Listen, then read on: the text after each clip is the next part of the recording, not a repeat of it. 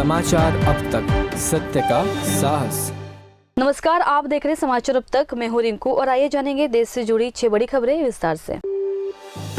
जहां एक तरफ उत्तर प्रदेश के बदायूं में बीते मंगलवार शाम को 2 मासूमों की निर्मम हत्या कर दी गई, वहीं मंडी चौकी से कुछ ही दूरी पर इस वारदात को अंजाम दिया गया। हालांकि इस मामले में पुलिस ने त्वरित कार्रवाई करते हुए एक आरोपी को मुठभेड़ में मार गिराया। वहीं फिलहाल मृतक बच्चों के शव पोस्टमार्टम के बाद उनके घर लाए गए। उत्तर प्रदेश पुलिस ने कहा कि नाई की दुकान चलाने के बाद साजिद नाम का शख्स 8 बजे के करीब अपनी दुकान बंद कर सामने रहने वाले विनोद के घर पहुंच गया था। दोनों ही एक दूसरे को पहले से जानते थे। दोनों के बीच कोई पुराना विवाद चल रहा था। पुलिस के मुताबिक साजिद ने विनोद के घर जाकर उसकी पत्नी से चाय बनाने को कहा। इसी दौरान उसने विनोद के 3 बच्चों आयुष, आहान और पीयूष पर छत पर जाकर धारदार हथियार से हमला कर दिया। ऐसे तो कई राजनीतिक पार्टियों और चुनाव हारने वाले कैंडिडेट ईवीएम के खिलाफ जमकर अपना गुस्सा निकालते हैं। हर विधानसभा और लोकसभा के चुनाव में हार जीत के बाद इस पर सवाल उठाए जाते हैं, लेकिन इससे अलग एक संस्था चुनाव आयोग और ईवीएम को खुली चुनौती देकर एक ऐसा आंदोलन शुरू करने जा रही है जिसमें निर्वाचन आयोग को मजबूर होकर बैलेट पेपर से चुनाव करना पड़ सकता है। इसके लिए संस्था ने नागपुर और रामटेक लोकसभा क्षेत्र का चुनाव किया है और माना जा रहा है कि इस संस्था में इस चुनाव में 400 से अधिक प्रत्याशी मैदान में उतारकर आयोग को बैलेट पेपर से चुनाव कराने को मजबूर कर देगी। आगामी लोकसभा चुनाव को लेकर देश में राजनीतिक पार्टियां सक्रिय हो गई है। वहीं महाराष्ट्र में अब तक महागठबंधन में सीट शेयरिंग का मामला सुलझा नहीं है। अभी भी कुछ सीटों को लेकर शिंदे गुट और अजित पवार गुट में विवाद जारी है। ऐसे में अब खबर सामने आ रही है कि आज महाराष्ट्र को लेकर एनडीए दलों की मीटिंग होने वाली है। खबर है कि इस मीटिंग में महाराष्ट्र सीट शेयरिंग का फाइनल फॉर्मूला तय हो सकता है।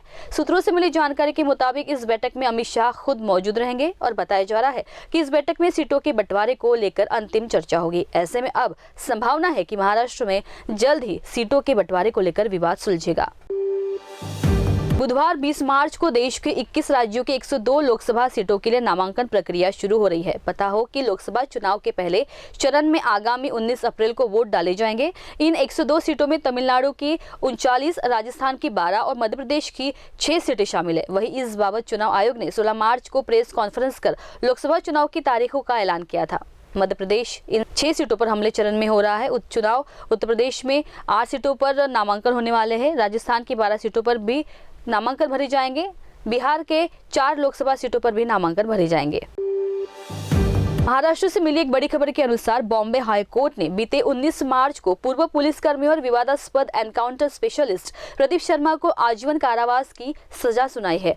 दरअसल उन्हें साल 2006 में गैंगस्टर छोटा राजन के करीबी सहयोगी राम नारायण गुप्ता उर्फ लखन भैया के फर्जी एनकाउंटर मामले में दोषी माना गया है। हालांकि इस मामले में प्रदीप शर्मा को ट्रायल कोर्ट ने बरी कर दिया था।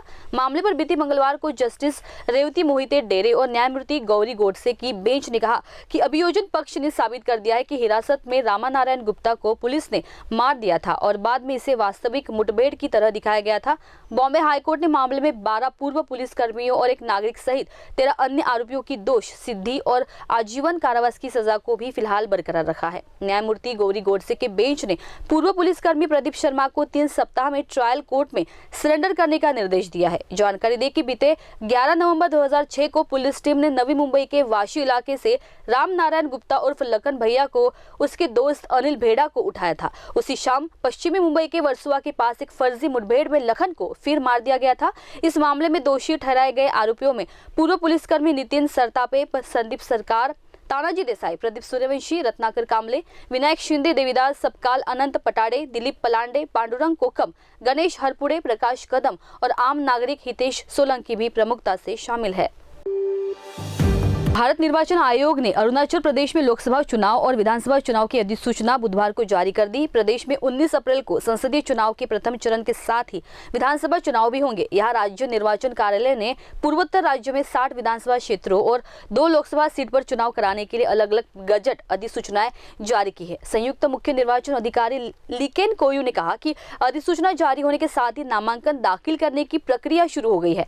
नामांकन पत्र दाखिल करने की अंतिम तिथि 27 मार्च है और नामांकन पत्रों की जांच 28 मार्च को की जाएगी। नामांकन वापस लेने की आखिरी तारीख 30 मार्च है।